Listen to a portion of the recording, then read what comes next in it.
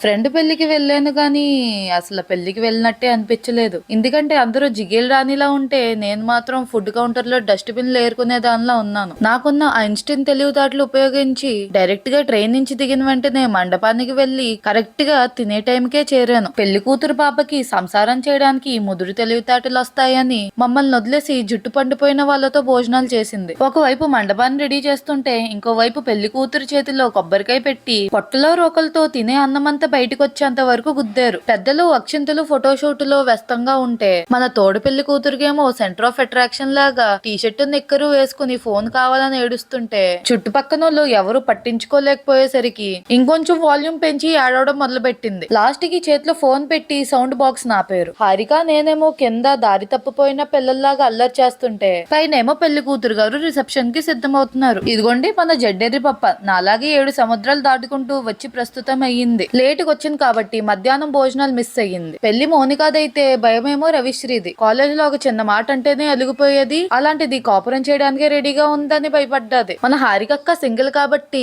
పెళ్లి కొడుకుల వైపు అందమైన అబ్బాయిలున్నా లేకపోతే తమ్ముళ్ళుంటే వల్లో వేసేద్దామని ఒక టెండర్ వేసింది. ఈ టెండర్ లో మేము యమకింకర్లాగా సహాయం చేయాలని మాతో ఒట్టే వేయించుకుంది. హారిక మింగిల్ గా ఉంటదా ఇంకా సింగిల్ గానే ఉంటదా అని నెక్స్ట్ పార్ట్ లో తెలుసుకుందాం. ఇంతే నా కష్టాలు. ఎక్కువ చెప్తే మీరు ఏడుస్తారు. మళ్ళీ కలుద్దాం వేరే వీడియో.